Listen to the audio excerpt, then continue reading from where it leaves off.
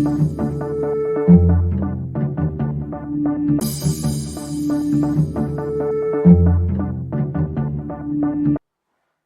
everybody, welcome to Emu Guard 2.0, the closed open guard updated.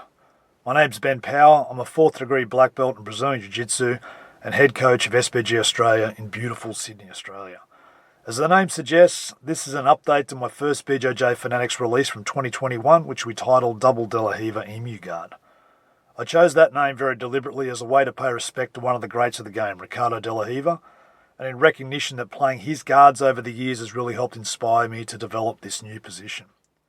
But with hindsight and a few extra years' experience, I can confidently say Emu Guard really is a new position in its own right, and I'll do my best to demonstrate its unique properties in the fundamentals review section.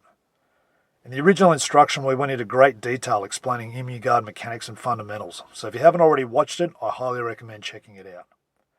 And while I'm very happy to report that almost all the techniques in the earlier instructional are still applicable, with more time on the mats, I've really been able to hone those existing moves and add some exciting new developments, like the knee emu sweep series, the rabbit trap control, side emu leg attacks, and the Y guard, which really help round out the overall Emu Guard game.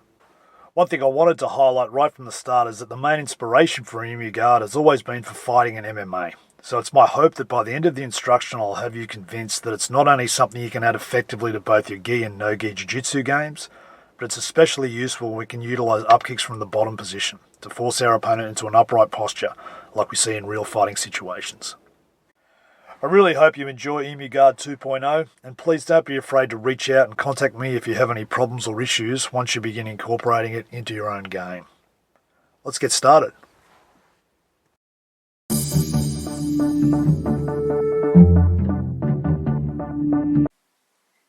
Okay guys, so first and foremost, we call it the closed open guard. So again, why am I calling it that? So if we look at a closed guard position, just a classic closed guard, what does this give us? So again, obviously we're locking our legs around here, which immobilizes his lower body to a certain degree. So there's 4 main ways we can control somebody in jiu-jitsu. We can put weight on them, essentially squash them like an elephant. We can pop them in a cage or in a box, whether we restrict their movement by wedging around them and not allowing them to move in the directions that they want. We can shackle them, shackle their legs like a double trouble position if we've got a leg lock attack, or we can pin them to the ground. If we can pin their foot, which is what we do with the Emu Guard, we can restrict their movement and then control them.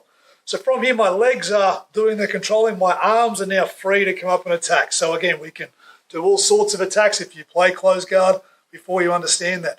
So the thing that he needs to do before he starts to get any offense off is essentially to go and open my legs. Once he opens my legs, now he can start to attack me, and now obviously I have to deal with whatever he throws at me. When we look at what we do with the Emu Guard, Jace goes and stands up for us. Again, most open guards will focus on positions where we'll have a level of control, but it's not a closed position. And again, I talk about this on the original DVD, and we'll talk about it as we go on as well. A lot of modern open guards will involve people tying up in all sorts of ways, but they'll have a hand that's not doing anything, a lazy hand that they're not utilising. The beauty of what we do with the Emu Guard is once I get into the position, my hands lock together around his foot.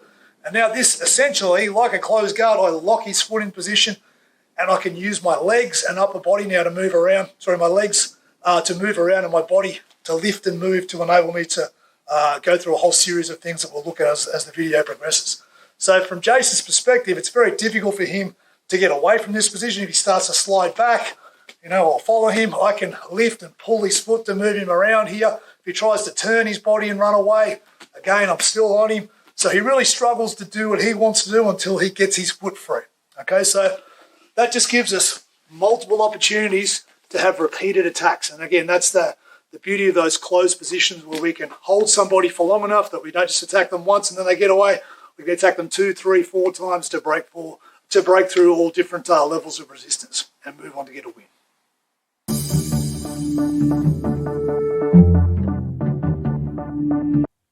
Okay guys, so again, as the name suggests, Emu Guard 2.0. This is the second DVD we've done on this. As I said in the introduction, it's an upgrade to what we put out in the first DVD in 2021.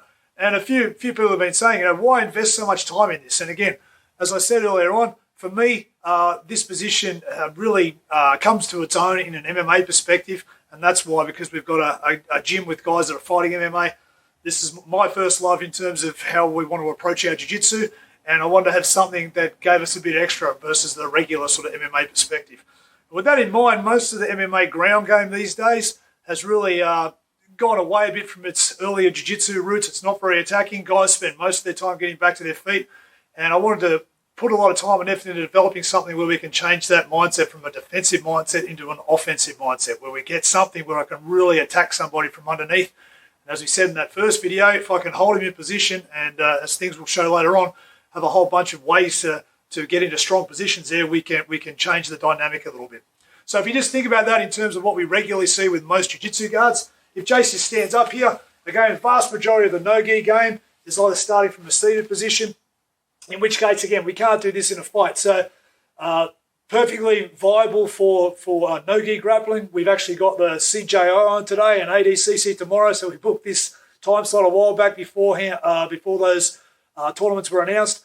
But constantly seeing seated guard in the no-gi game. And again, it's a great game, but at any point in time, if you sit in front of somebody in a fight or an MMA perspective, they're going to punch me in the head. Again, if it's out on the street, you can soccer kick me in the head. This doesn't exist. Okay, so the majority of our time, we're going to be looking at playing some form of supine guard in MMA where I've got my head as far away as possible.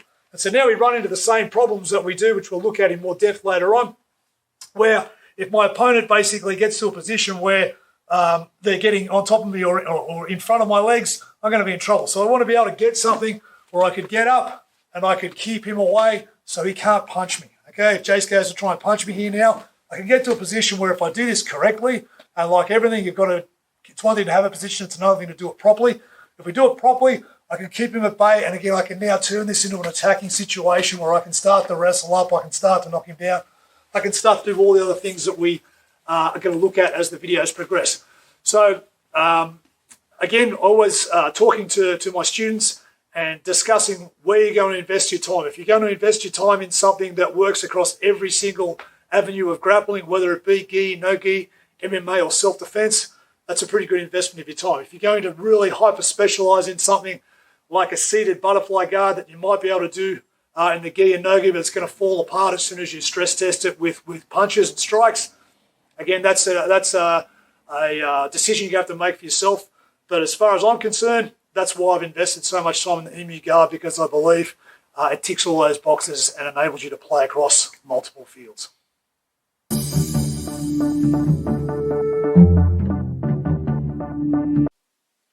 Okay, guys, so we're getting in the nitty-gritty now. We're going to look at a review of our entries into this position. Again, I just gave a bit of a spiel about MMA and how that impacts what we do and how we're thinking about our training here. So I'll start off very quickly, just a quick review of that, which we'll look at later on as well.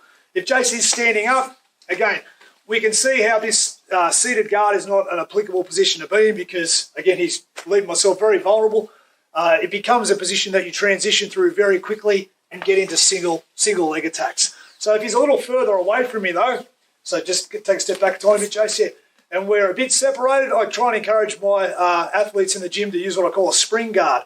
So it's one thing to sit here and try and do stuff, but if I actually get onto my hands here and lift my hip up, as soon as my hip's up off the ground, I'm loaded like a spring. So if Jace does decide to come in and try and attack me, I can get very, very powerful leg attack, leg kicks in towards his torso here. So this is actually something that my guys have used already in fights and works very, very well. So if I scoot back a little bit, as long as my hips are in the air and I'm in this threatening position, all coiled up, I can actually drive a very powerful kick into the body here, which will enable me to get back up or get into a better position.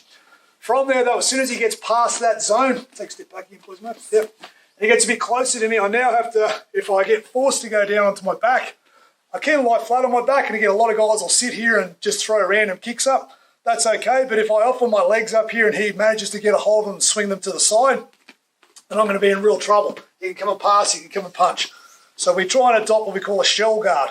So it's a short high leg and a long low leg. So S-H-E-L-L, short high, long low. So from here, if I'm in this position, again, I can use this to block. I can kick with my bottom leg and basically occupy his lower body with my bottom leg and then think about occupying his upper body with my upper leg, okay?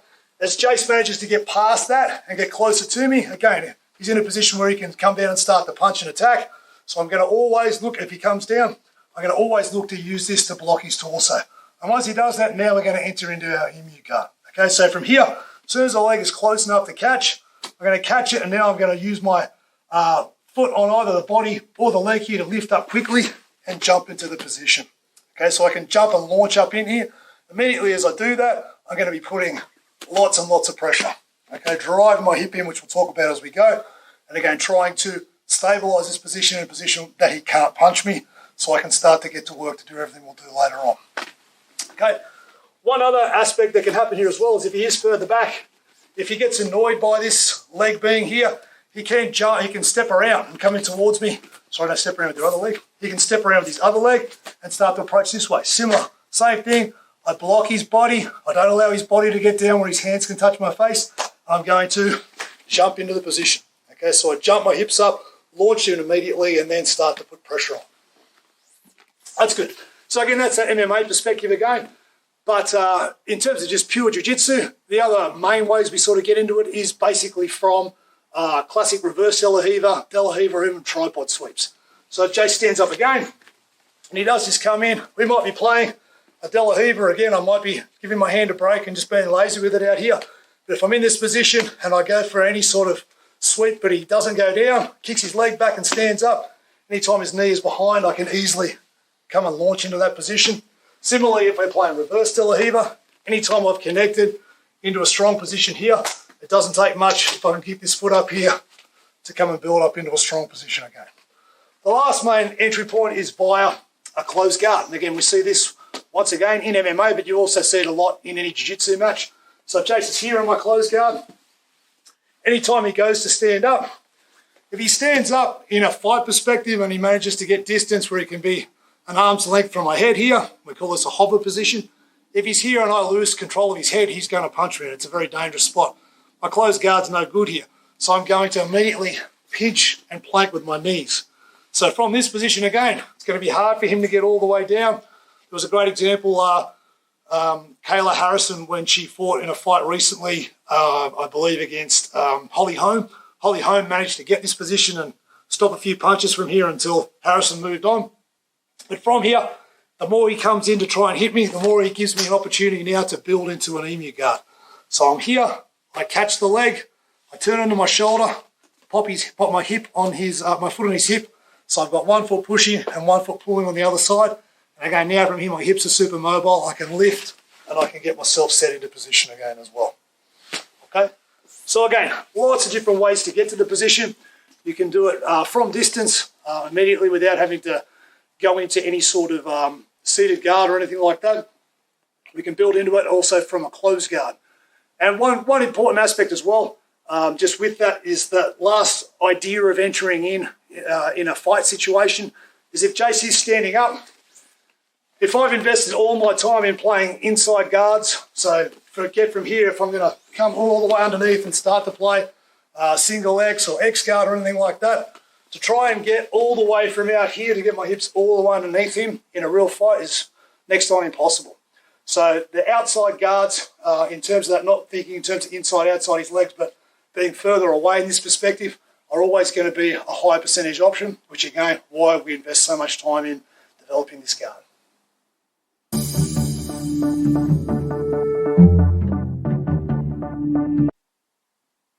Okay, guys, that's great. So we've just looked at our entries into the position. So now we want to look, again, just at the idea of attachment, connection, and distance control. So again, as I've spoken about already and in the first video, one of the big themes around the Emu Guard and why I feel it's effective is it takes advantage of using that lazy hand to be able to go and actually do something constructive with it straight away. If Jay stands up again, there's a big difference here between gi and no gi, which we spoke about before. So if I do in a gi game, if I'm here and I'm playing De La Riva, I can always be grabbing the sleeve or grabbing the lapel or grabbing the belt. All of these things that are available to me with a gi are no longer available. I can't maintain connection with Jason's wrist here. He just has to turn his hand, pull back, and it's gone. So there are a lot of other guards that are employed here as well. So you'll see guys get here and come up and use this hand to grab and pull. You'll see a whole bunch of different things. But every time this happens, if I'm up here, I'm just bringing myself closer to being punched in the head in terms of what we talk about from our fighting MMA perspective. So I wanted to find something that didn't require that. And again, once we're here, we lift up, and now I've got all my 4 limbs attached against one of his limbs. So my knees are pinched in front here, above his knee. My hands are as close as possible, overlapping on the ground, and that allows me to project weight, which we'll talk about in a second as well. I did make it an example of this, or a comparison between a single leg in the first video, so I'll just show that briefly again. In a single leg, once I lift his leg up, his knees, my legs pinch his ankle to control it, and my arms, generally speaking, shoulder will pinch above his knee to control it. So we're basically doing the same thing, but upside down from here. So I'm controlling his foot and ankle, and then I'm controlling above his knee with my knees. Okay, so once we've attached that way, we want to think about how we're going to connect to our opponent. So this is where it gets the most important aspect that often gets missed when people first start doing this. I can do 4 things with my legs. I can pinch my knees together here, so if he tries to drive forward, he can't get through that gap. I can plank and pull. So again, this is where I can really project weight onto my training partner, which is one of the big things we'll talk about in a second. I can push with my feet, and I can also hook with my feet. Okay, so we have all of those options available to be able to manipulate and move our opponent around. As we said, it's a closed guard. While all this is going on, my hands stay closed underneath. So similar to how if I had a normal closed guard, my legs would stay closed and my body and hands would be doing all sorts of different things, trying to wrap arms, trying to wrap their head, wrap the torso. Same thing here. This is doing the control work and the movement restriction work while everything else is going on up here with our feet. So with that in mind, I just said before, if I get here and my knees here, once I drive here, I can project weight on him. And I can do this in a manner that most other guards you can't. So one good example is like a reverse de la Riva. So people will get this position, and again, I can move him around and place a bit of weight here with this leg, which is good, but he can strip it fairly easily. And now I'm quite vulnerable because I've got to connect to something again before he connects to me. But the thing that I can't do from here, even if I'm in a really strong position, I can't slide his foot. Okay, so you get a bit of weight on there, Jace. So I get in, I try and move it. I can off balance him, but I can't slide his foot. Whereas when we are here, as soon as I plank and pinch my legs and plank and drive forward, with 2 hands, I can slide his foot all day. And as we'll talk about in a minute, with the off-balancing component, it's one of the most important aspects of why the position is effective. And the last thing is obviously maintaining distance. We talked briefly about that at the start. I always want to maintain an ankle-foot alignment. Ankle-knee alignment. If his knee is situated behind the line of his ankle, the move will work all day. Okay, so that's the number one thing I need to maintain. Attach, connect correctly, maintain this distance control. If I can keep that alignment, I'll win 9 times out of 10. As soon as we lose that alignment and his knee comes forward, we need to change position. So but we keep that alignment, not by sitting here and insisting the whole time that I'm going to pinch with my knees and then he drives forward and then I lose it. If I start to lose the position, again, I modify the position. So if he starts to drive forward, I can easily switch from controlling with my knees to controlling with my feet. If he drives forward again, I can start to off balance with that hook, etc., etc. Again, we'll look in more detail at how that all plays together when we look more at the techniques in coming videos.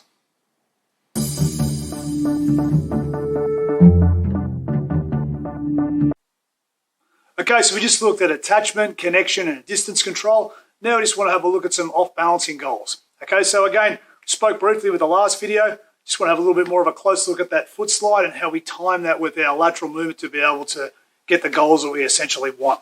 So when Jace is standing again, once we enter into the position, connect up, like we said, we make sure we keep our knees pinched together. We're driving and projecting our weight forward by lifting our hips. As soon as I do that, so if my hips are low and I'm just pinching and I pull his leg, nothing much happens.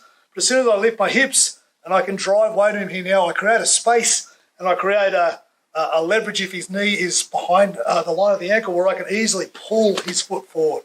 Okay, an example of this, everybody's felt that moment when you're walking along and you hit some muddy water or whatever and your foot slides out from underneath you, or you're out in the snow or in the ice and you step and your foot slides. Everyone knows that feeling of losing your balance that way, and that's exactly the feeling people get when you do this. So you must take advantage of that. So the goal of off-balancing is going to be to move your opponent always essentially as a first priority to try and move them to the backside so we can attack the back.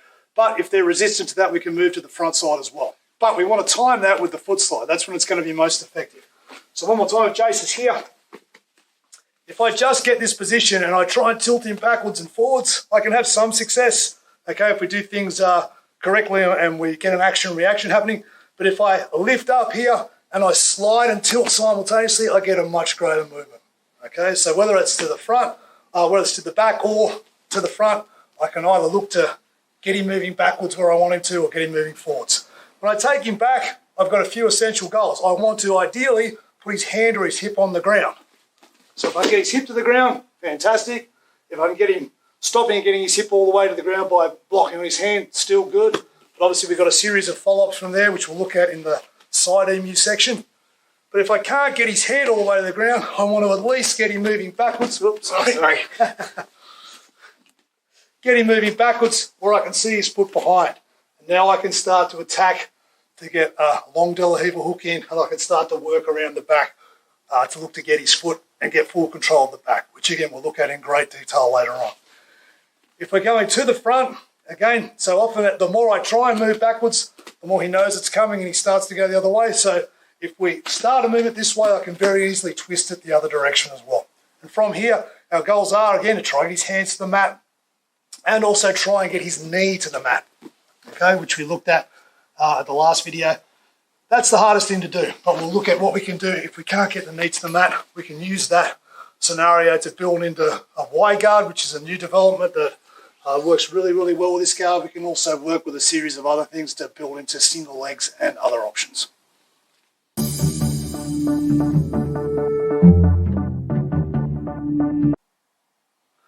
Okay, guys, so before we go any further, we'll just address some common complaints and hopefully give some solutions to them before we get into the real technical side of the DVD. Just for you, Jace, that one there. Yeah, so I've had obviously plenty of experience showing this within the gym to my students, and some also had queries from people from overseas as well. So we'll look at the most common complaints, and generally speaking, it's a little technical issue that's quite easy to fix. So let's have a look at them first. First and foremost, people say, my arms are too short, I can't get into the position. And again, I've said that from the start. If I can scratch my bum, if I can go to the toilet and clean myself up, I should be able to do this, okay? All you have to do is be able to get your hands down to touch the top of your hamstrings to be able to make this work. The main problem people have is that they get into the position and then rather than lifting their hips, they try and get their hand around with their bum still in the way.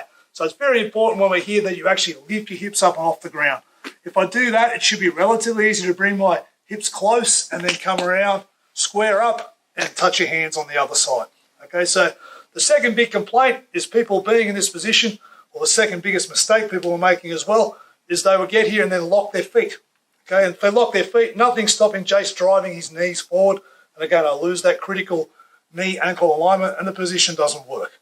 Okay, so if I'm here with my legs apart, I'm very weak squeezing my legs together. It's very easy for him to maintain that separation. But if I start with my knees pinched in front, if Jace gets his hands and drives in and tries to separate my legs here now, it's actually very, very strong. So very important that as soon as the knees come together above his kneecap here, I pinch them together. And so my feet are more off to the side rather than hooked or anything like this behind. So that's one, again, very simple solution to that. The next one I've heard is people say they can't get the deep De La Riva hook. Okay, it's just, oh, my legs are too short to come around and get this hook. Again, I've got lanky legs, lucky me. But again, relative to an actual De La Riva position, most De La Riva positions I'll actually start with on my hip. So I'll start on my left hip with my hip in front of his leg. So if I want to get a deep De La Riva from here, you'll see people, especially in the gi, when I'm grabbing here, they'll lift all the way up and dive all the way through here to then come back and take advantage of that. So it's actually easier to get it from the Emu Guard than what it is from the De La Riva based on your starting position. My hips are already in line with his foot. So once again, if I want to get that, once I tip and turn, it's relatively easy to get my leg through. You can see I can get all the way through here if I want to. So, but I should be able to make sure I get in and connect the top of my foot up in through the base of his, through the gap in his hip here. And again, I don't need spectacularly long legs to be able to do that. For the people that legitimately do have short legs, we have options where we just use the short De La Riva hook, obviously. So, and again, like as I said, if you can't play a regular deep De La Riva, then this might not be for you. Okay. But yeah, more often than not, it's a technical thing where people aren't moving their hips up high enough to be able to dive their leg in. Next one, again, after a little while, people realise that I'm going to try and take him to the backside. A lot of guys will start to step out a little bit and adopt what I call a jiu-jitsu defensive position. Okay, so again, he can sit out here and basically hold this position, and it can be hard for me now to move him and try and slide him around and do other things. But if he's holding this position, he can't really, again, attack me in any real way. What he can do is look for a toe hold, which we'll look at as something we'll address later on. From here, I can still boot him away, but it's very harder to off-balance him here from this perspective. But again, if he's here and all he's doing is sort of stalling, then, you know, I'm not losing. So, and there's lots of good ways we can upgrade from here now, which is the whole point of doing the upgrade DVD. There's things we can do. One other thing as well is if he gets in this position, from a fight perspective, I'm going to not stay there very long. Okay, if he's here, I can kick his leg, I can kick his body. He's actually bringing his head closer to me to actually attack. And as we'll look at later on, I can still look for off-balancing options on this leg here, and we can also build in behind now and start to play a Y guard, which is probably one of the biggest developments in the position. The last complaint people have made, or the last issue that most people run into, is actually when we're taking people to the backside, going and catching their foot to get to a dominant position. So again, if I do get here and tilt him back, I always want to try and get behind to get this foot, and people struggle to come around and get the foot. And again, that's once again just a technical issue with about 4 or 5 excellent solutions that we'll look at later on the video. And once we get here and get this foot, this is where we're in a really dominant position that we should be aiming for pretty much all the time. Okay, so again, hopefully if you've had the original DVD, that will tick a couple of questions off for you. We'll look at it in further detail as we go forwards. But yeah, making sure, as I say, it's all well and good to have a position. If you don't do it properly, it's not going to work. So you have to be starting these things off correctly to have any aspirations to be finishing them off as well.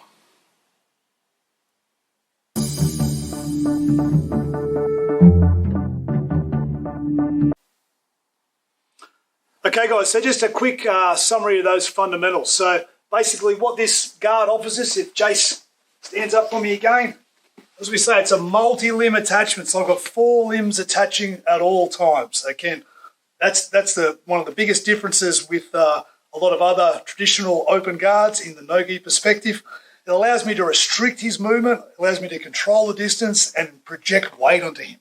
Okay, again, a lot of other guards, if I'm spinning underneath, I can get underneath, but I'm not projecting any weight onto my partner, not putting him where I want him to be. The ability to project weight allows me to off-balance him in multiple directions and then give me multiple ways to attack, including kicking in a fight perspective. Okay, so I listened to a podcast a little while ago with Sean Williams, who's a fantastic coach and someone who I really like and respect. But the question was posed to him, you know, what makes a technique legitimate? And he basically said, it has to work at the highest level. And it's like, well, that's a pretty ridiculous standard to hold things to, given that, there might be 5 or 6 gyms in the world that you could legitimately say are world-class all the time. And to say that something only works if you make it work in that gym sort of discounts 10 or 20,000 other gyms around the world where someone might have something creative that they come up with that, down the track it actually works. I talk about this a little bit in the outro section, basically where I speak about, the last 20, 30 years of competition, and you see all the evolution, things that have gone on. There's always new things coming along, the 50-50, Aoki lock, Berimbola, you name it. Depending how far back you go back in the competition footage and you never see any of these things, and all of a sudden they're there. So it's not just something just gets created in the fire pit of the world's greatest gyms with everybody working together. If something is fundamentally sound, there's no reason why it can't be legitimate as well. And as I said, for all those reasons we just went through, the fundamentals of this position are particularly sound, and hopefully you'll agree once you see the follow-up techniques we're going to go through.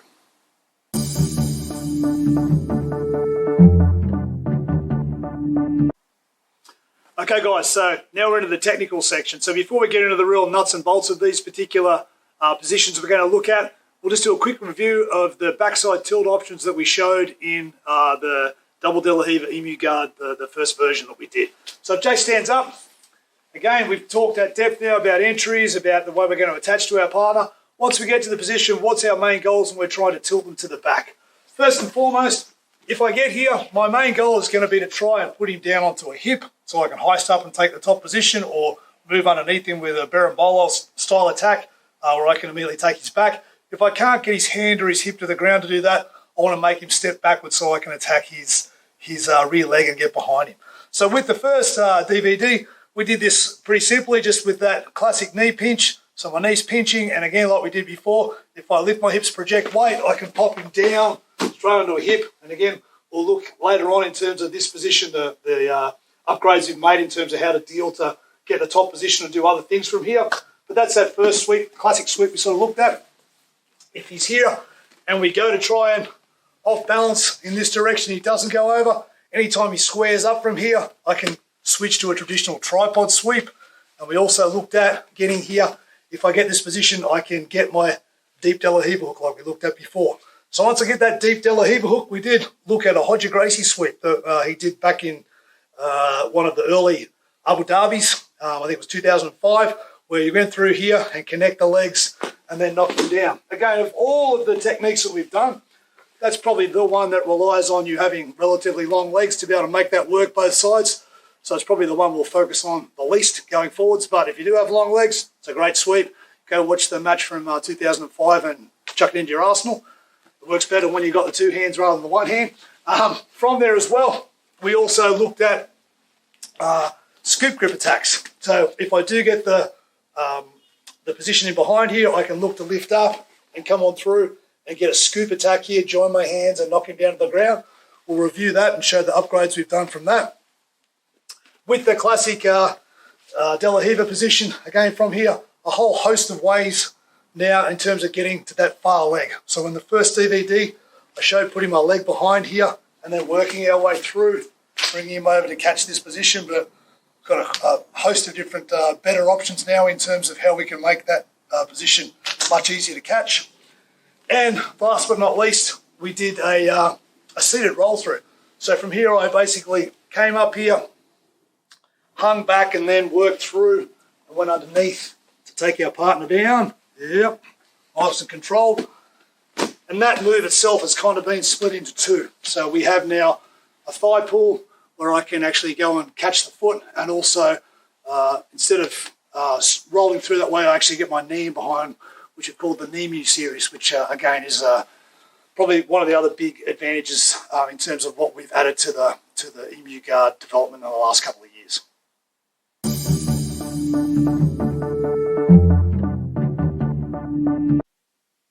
Okay, let's have a look then. So that first movement we looked at there, that classic sweep, I think I called it a momentum sweep, basically knocking him straight over onto his hip. We'll just look at a nice way you can make that an even more high percentage move. So Jake's standing in front. We talked before, getting our position. Once we have it, maintaining that knee pinch. If I'm pinching my knee here and I go to foot slide and then try and tilt him over, I can often knock people down. Again, it really depends on how effective that slide is. Again, that idea of slipping on ice. If your leg really goes out from underneath you, if I get a good strong pull there, take his foot across the side, I can often knock people down. But some people have very good balance and they'll hop around a couple of times and not be able to be taken down. One way I can deal with that is to actually extend this bottom leg. Okay, so as I extend this bottom leg and I catch a hook up close to the back of his hamstring here now, not only can I stop him from hopping back, but I can also use the leverage here to get a stronger tilt, okay, across the knee, which allows you to put more pressure to take him down. So again, he's here, we get our position. Rather than just being here, extending and trying to tip, as soon as I do that slide, I'm going to extend my bottom leg out, catch his hamstring with the back of my hook here. So he gets a strong position, he's nice and tall. As soon as I slide, I can really take it out from underneath him and knock him down. So again, just have a look at that actually just over this side, just so you can see the falling motion again, just where my foot's going. So with the first movement, I was just slipping and my foot was still hanging out here. Now to make that a more aggressive and a more effective movement, if I decide to try that, and it's pretty much your first movement you try with everybody, so it's definitely a worthwhile addition. If I'm here and I'm in a strong position, I feel it's time to sweep, I'm going to slide and extend my leg at the same time to catch him behind his hamstring. So we get strong, slide, tip him down, and again, now we're in the side emu where we can go to look to attack.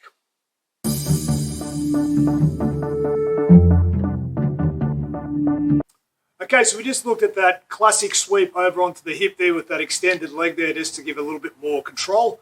What we can do though, often if that sweep fails to work, is we can link it really quickly into our tripod as well. So if Jay stands up, once again, we're in our position. I lift, pinch my knees, look to slide the foot and tip him to the side. We said before, I can lock my foot up high here behind his hamstring, which controls his hip. My other knee is basically controlling just above his knee, and my hands down the bottom here controlling his foot. For that classic sweep to work, I have to use this sideways tilt, but my hands pull his foot in this direction. So as I lift and pull, down he goes, and the sweep works nicely. We show that from the other angle as well. But what can happen is that obviously if he bases out and I can't knock him down, I can reverse all of those things that we just spoke about then, and we can get the tripod sweep to work. So Jay stands back up. So once I'm in this position, rather than I go for the move, I'm going to switch my right foot from his hip down to his knee. My left leg goes from his knee up to his hip. And rather than taking my hands in this direction, I stretch him out in the other direction. So again, he's here, he starts to keep up high. I switch into the tripod, lock my feet in position, but I'm going to make sure now, rather than dragging my hands as we did with the first one, I take it the opposite direction to knock him down and then look to get back up and take the top position. So just look at that from another angle. So again, we get our feet in position. As I said, I'm going to lock this in behind here. That allows me to really use my legs together to knock him over to a hip. But as with everything, people are going to defend. People are going to give resistance. As he does and he locks in and stops me from doing that, I bring my foot up to the hip, my other foot down to the leg, and now rather than dragging off to the right, I'm going to drag quickly to the left, knock him down, and pop up to take the top position. Okay, so again, we'll have a brief look at the tripod sweep later on from that front split position as well. But a classic old sweep, really, really effective when you add the extra strength of that foot slide with two hands to get him in that big front split position, and you can knock guys down as a follow-up to a failed classic sweep.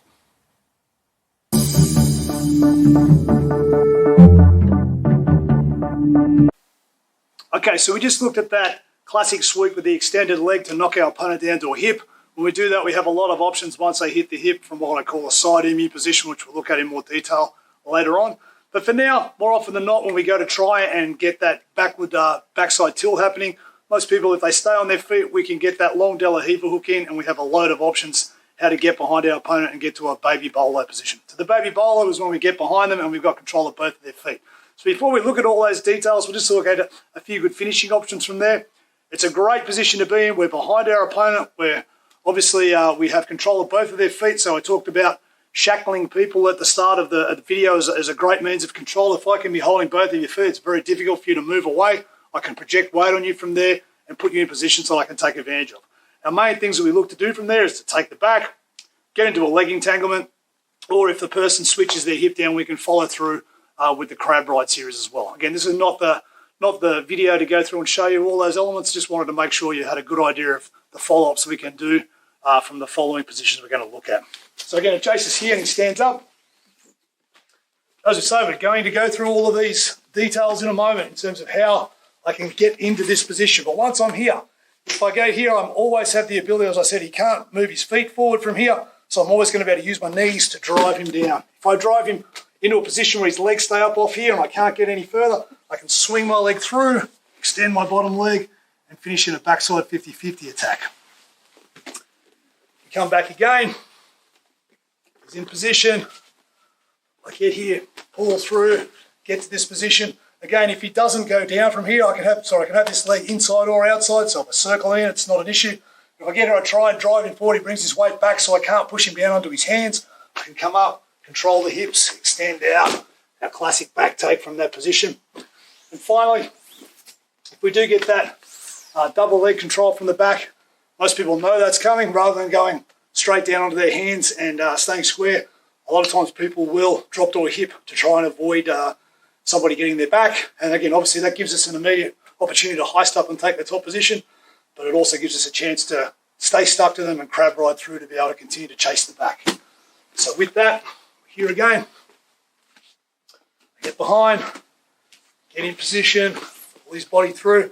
If we get here and I drop down, as I drop forward, he drops the hip to the ground, I can spin through, stay underneath, and obviously start to work a crab riding series from there to build up, attach to his hips, and then move on to take the back.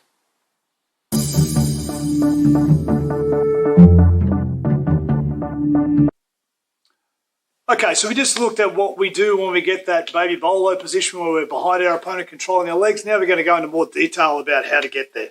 As I said earlier, this is one of those things that really we've honed in on in the last couple of years in terms of finding new ways of doing this position to get towards there, but also ways of tightening up problems that we were experiencing before. So first and foremost, we'll have a look at that foot first approach. So if Jay stands up, once I get the position, again, if I want to get my deep de la Riva hook in, I'm going to keep my knees pinched. I'm going to lift and tip and try and turn him. Again, if I really want to try and get him to the ground, I want to have this leg extended. With this one, I want to just be able to see the back of his leg behind there. Once I can see that there and my hips are high, it's relatively easy to get in that far side hook. So I said before, even I don't think your leg length is a huge issue with this. I can lift my hip up here and really drive this foot a long way over where it's way past its useful sort of position. So if I get here, it's not a huge stretch to be able to get there. But now from here, I want to get further behind him. And so what I do, I'm going to go with my foot first. So if there's a space in between my leg and his knee here, I can bring my foot back, insert it in here. And so in the first DVD, when I did that, again, it's a little bit clunky to get in behind to grab that leg. So since then, once I have this foot behind, similar to how we did with the leg extension sweep, I'm going to use my leg that's in the hook here and I'm going to bring it close together. As I do that, I can tip and turn him down. Okay, so force his hands to the mat here. Now it's very easy once his hands are on the ground to lift and pull, pull his leg around so I can grab now and come across and collect the other leg. So one more time. Sorry, mate, leg got stuck. Too much friction. So again, we get our position, I have balance, leg goes in behind, I tip down, hands to the ground. Even if I don't do that, if he comes back up, if I can't tip him and he holds his position, I can then pull. Okay, so I pull him through, and now I've already got a lot closer with my hips towards his foot. And now I'm going to move around, catch the other leg, claim it, and get to work from that position. That's good. So that's going foot first. So once we sort of figured that out, that idea of really pulling our hips behind became a good option as well. So with that, if Jace is here, I'm in position. If I'm trying to move him and he's not off balancing well enough for me to get to a strong position, or if for whatever reason I feel like I can't comfortably get my leg behind, I'm going to put my foot up on his hip. Okay, so as soon as I put my foot on the hip, now I've got control both sides of the hip. This one in front, this one in front and this one in front as well. And now I call this like stilts because now I'm very, very long.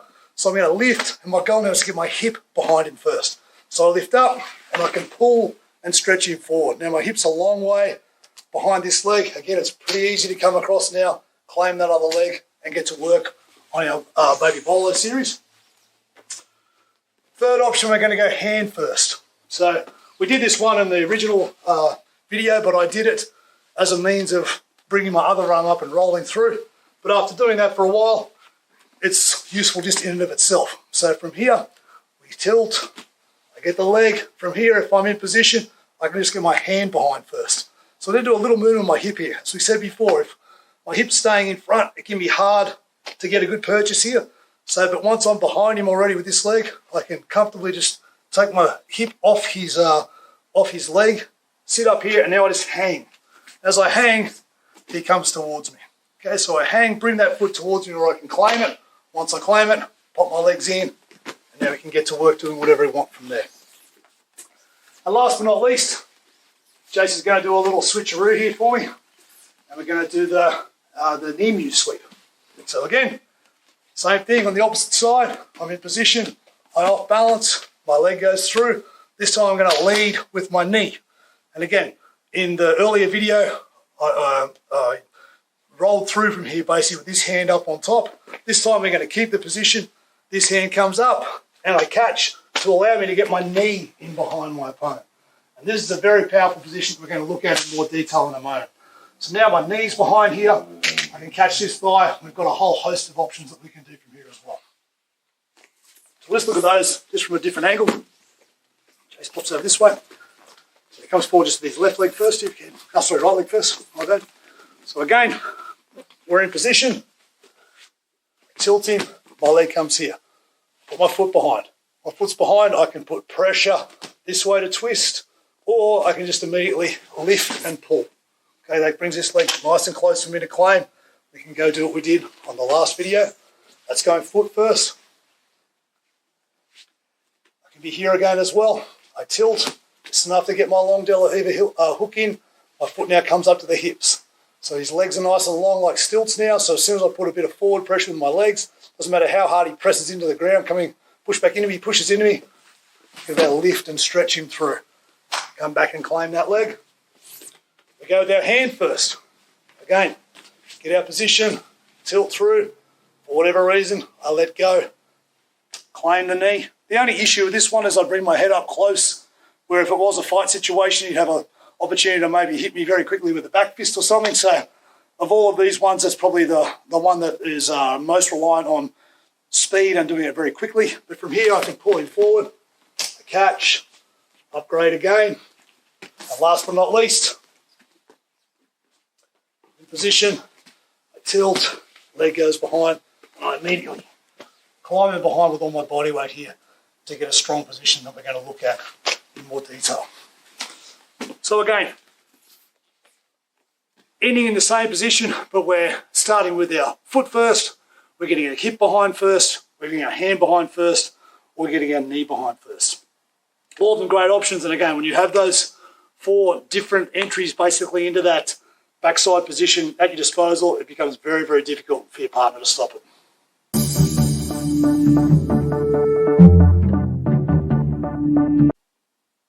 Okay guys, now we're going to look in more detail at one of those movements we just did, which is putting the knee behind. It's no surprise I've started calling that the Emu sweep or Emu setup. Okay, so I get my knee behind rather than my hand, my foot, or my hip. And again, you may have already picked up on it, but I'm doing it on the other side of Jace's body when I do that.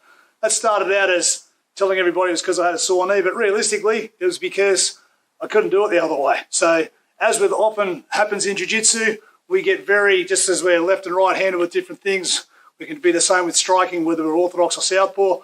For all the times I can make those other moves work on my left side, I couldn't make it work on my right side. So but one of the beauties of the Emu Guard is that the setup is exactly the same. If I get my hands joined around you and my knees pinched across your knee, it's the same on both sides. So once I have that, if I've got different ways of following up and setting up from there, that's fine. Okay, so this way has become very, very effective.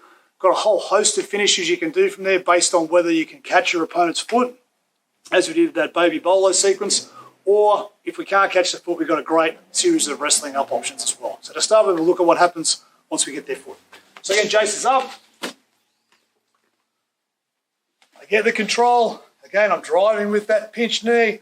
I off balance, I get my leg in behind. This time, again, as I sit up and catch his thigh, my knee goes behind. So from here, immediately once I catch here and I get my knee behind, I can really hang some weight off him. So if I hang some weight and I catch his leg, I can pull him all the way through, sweep, and then get up into the top position. Okay, so again, often when you do that at speed, you'll bring somebody directly out the top of you straight away. But as with everything, if he resists and he doesn't fall over, he's going to give me the option to work in the other direction. So we're here, I tilt, get the position, I come through, I'm hanging here, but he's not going down. So as soon as I feel he's not going down, I have my right leg trapping in front of his foot on the left side, and my right hand is holding his right leg here. So if I feel he can't move back, I'm going to switch from pulling with my hand, I'm going to start driving with my knee. So I drive forward, I bring him down, come up and catch the top position, and look to take the back. Okay, so some good options there. Again, once I get behind with the knee, with the Emu sweep, and I can control that foot, both going backwards and forwards depending on their reaction.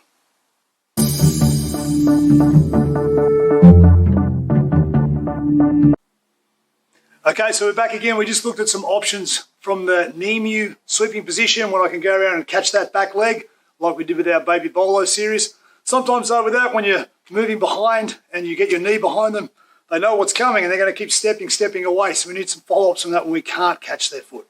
Okay, so we're going to look at 3 really good options we have available to us here. So one more time, Jay stands up. I get my Emu Guard position. I'm expanding, putting my weight in through him. I tip and turn and I get my leg behind. As soon as my leg gets behind now, I'm going to come up. I start to move my head off behind. That's one really important detail I didn't say earlier. But from here, when I want to get behind and start to make this position work, I immediately tilt and look behind as well to get my body weight going this way. I catch his leg and I go looking for that foot. But as I get behind here, he's getting too far away from me now. If I can't get that leg and he's starting to circle away, I immediately sit up and claim his thigh. Okay, we did this in the earlier DVD as well, a back seat takedown. But once I get here, I claim a good strong grip on his thigh. I've still got a good strong grip on his foot, and now I'm going to pull back as I hit forward, and I can take him down very quickly. Again, from here, I want to immediately look to get my hand underneath, and then hoist up and take the top position. Okay, so very effective way to get someone back to the ground if you can't catch that hand. Sometimes though, they might hop around once, twice, 3 times. So when I do that, it can be difficult to catch up enough to be able to pull them across that my right shoulder in this instance. But often when they do that, they build some momentum themselves. And when they do, we can almost start swinging around with them. So I call this one a merry-go-round. So I catch it, I'm chasing him as he's spinning around. Eventually I pull him across my other shoulder and I can throw him to the ground quite powerfully as well. One more time. Catch the position, build an upgrade. I go to chase and get it, but he's getting away from me. As he does, as he's running here, I can't take him behind me. But as I just want to make sure I come back a bit, just so you don't go through the wall. Yep. So again, we'll just start here. I'll get the position again. But as Jace moves and I can't get my shoulder behind him here now to be able to bring him backwards, I'm going to bring him across my opposite shoulder. So one more time. I get here, I come up, I can't get behind, so I drag him the other way. Okay, and we can take his momentum, that circular momentum, and take him to the ground in the other direction. And last but not least is your classic wrestle up. So we get the spot, tip and turn, knee comes behind, I can't catch him, he gets away, I can just follow up, wrestle up into a single leg, and look to put him back down to win the top position. Okay, so there you go, 3 good options from the knee position when you can't catch that far leg.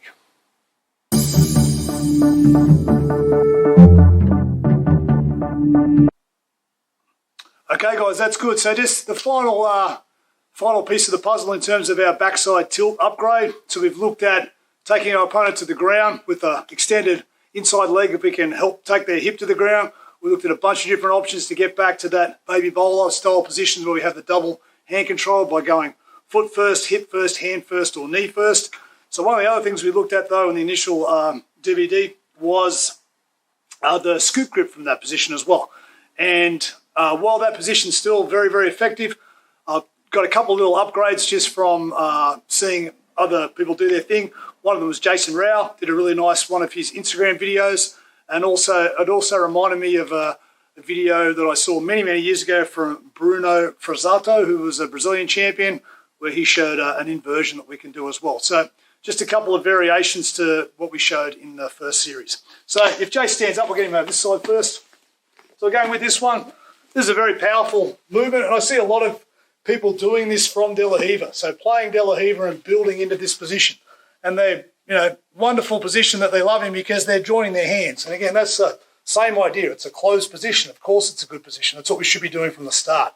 We can do exactly the same thing from our Emu position. If I'm here, I've already got more control. I've already got more ability to move and project myself. And once I get here, if I feel like I need to, if I can't get anything else to work, it's quite easy for me to go and look to build up and then come through and build into that scoop grip position.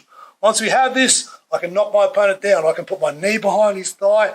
I can put my foot underneath his armpit. I can take this as I push forward, I pull and get that knee to the ground. So in the initial video, we looked to get up. I was grabbing this leg, coming behind and taking the back. From this same position, Jason Rao does a nice variation where instead of grabbing the leg, he sits up and immediately gets a reverse tight waist position from here. So from here, it enables him to sit up, scoot his other hook in over on this side, and then extend out and come back to build into a back-taking position. Okay, so one more time with that. Just go with a bit of momentum.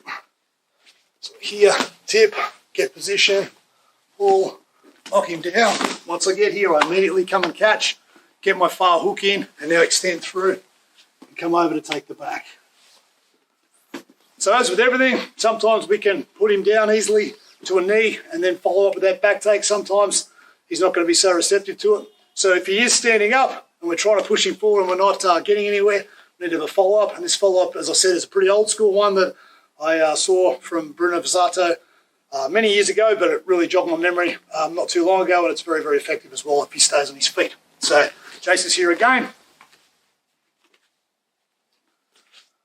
Tip, catch, build into this position, trying to knock him down. He's just too strong in this position. He's not allowing me to knock him over. So if he is, rather than continue here, I'm going to invert underneath and bring my legs through to claim that other leg. And again, from here now, I've got both my feet controlling his hips. I'm underneath him. It's going to depend on his reaction, just as it did with that initial knee mew sweep. I can either push him forward and take advantage of that, or if I bring my head underneath, I can load him up and sweep him this way to come back and take the top position.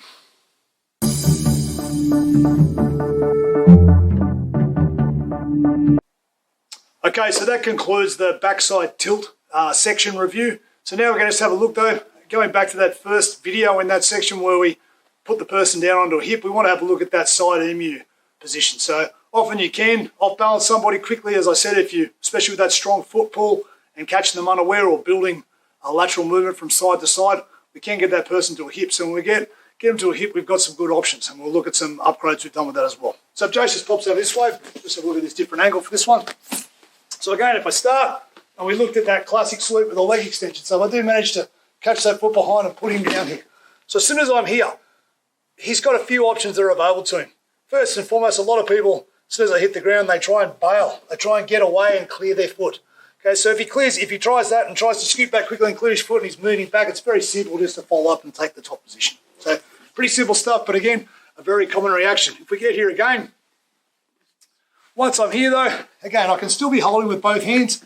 If I'm in this position, another big reaction is people will try and jump straight back up and take the top position. So as he tries to come back up from here, again, if I do nothing, he can build a bit of height and it can be a bit of a problem. So as soon as I feel him, if he goes back down, as soon as I feel him start to come forward into me, I'm going to just extend my leg. So as soon as I extend my leg, it puts that pressure on his hip here now and can sort of stop him in his ways before he gets too far advanced. So this can be a very powerful means to keep him flat, and we'll look at a similar thing that we do later on when they're standing up and our opponent tries to counter by moving his knee out to the side.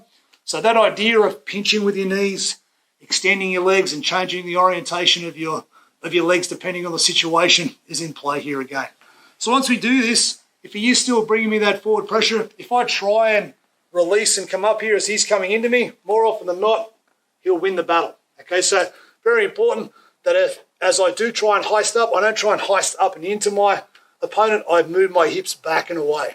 Okay, so if we're here, I've knocked him down, he starts to move up in towards me, I'm going to extend that leg. If I do want to come up, I need to make sure that as I do, I'm going to find a frame on my opponent. So as he starts to push up and into me, as soon as I let go of this leg, I keep a squeeze with my legs, I'm going to frame immediately, get some height, and then pull my legs back, okay, to maintain control here. If I don't do that, it's very easy for them to get back up on top, and then again, we're on top and we go to work from here. Last option that they generally look at is going to be to, I'll get you to stand up one more time, please, mate. Is if we're here and I knock him over again, once we get here, some people will explosively spin and roll to try and get out as you would from a classic sort of leg entanglement. And again, from here, it's pretty easy to maintain connection that as he spins, I can move myself up and come and claim the back position. So 3 common reactions there. And again, you'll find that obviously taking the top position from the bottom, 2 points in jiu-jitsu, obviously the best thing to do if you're in a fight. So something that we aim to do all the time. Just a couple of little details there that you want to make sure you pay attention to. And the next video, we're going to look at a new development, which I've called the rabbit trap. And again, that's going to help to limit what they do there and give us a lot of other good options.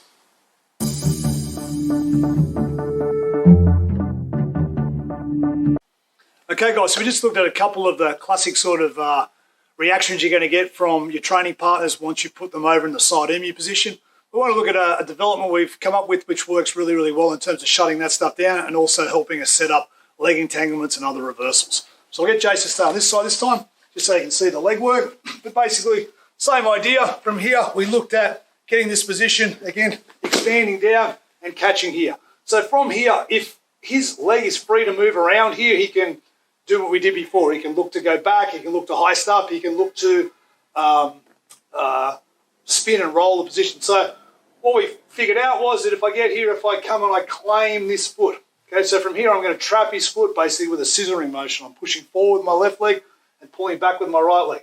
So if I keep this nice and strong here now and I still keep control over here, now as Jace goes to move around, it's quite difficult for him to move and escape this position. I've got a 2-on-1 control on his ankle here with my hands, and I've got a 2-on-1 control on his other leg with my feet. So again, this is a very stable position.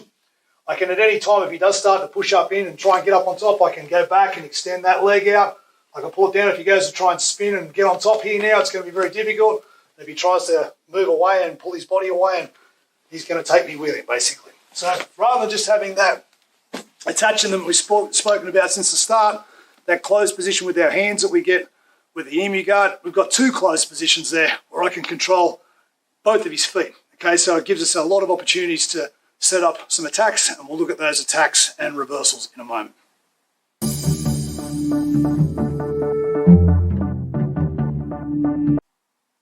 Okay, guys, so we just had a quick look then at the rabbit trap control from the side emu. Again, if you're from overseas, there are obviously lots of Australian references in all of these videos. Excuse that, but that's where we are and that's what we do.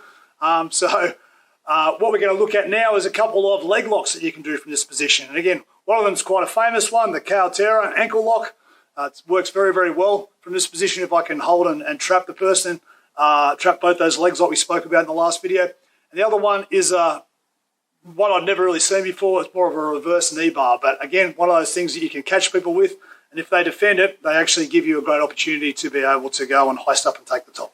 So let's look at those. So again, if Jace pops the other side here. Same again, we're on top. We're in position. I tip and turn, take him down, and we get to here. So from here, if I can catch that leg and get that control from here now it's difficult for him to move away. So what I'm going to do from here, the classic Cowterra lock is an ankle lock. Okay, so what I need to do is I need to bring my body in, I need to lift up, and then shoot my hand through in front. It's very important that as you do it, your palm is facing towards me to start with. If I try and turn into the finishing position to start, it's almost impossible to catch. So I lift my hip up, my hand comes in, palm up. Now I turn palm down, and I can drive in and move back. All of my body weight's trapping his knee and his shin here now. You can really put a heap of pressure down before you even think about starting to extend. So it's it's a very strong ankle lock. I think it's probably the strongest ankle lock. Obviously, Aoki locks are very powerful as well, but not really a true ankle lock. It's a very, very powerful finishing position. So let's look at that one more time. Again, tipping over, getting the position, catch that foot so he can't just go and spin out. So again, at the start when I was doing this, I was lifting up, really trying to put my hand through this way for a long time, and it's very, very difficult. So turn your hand towards you so you can slide it up and in through the gap. Once it comes through the gap, turn it over, put that weight on, extend away, and you get a nice, strong finishing position. So another one that's, a different leg lock that I haven't seen, but one that I've caught a few times. Again, we spoke earlier on about things being high percentage or low percentage.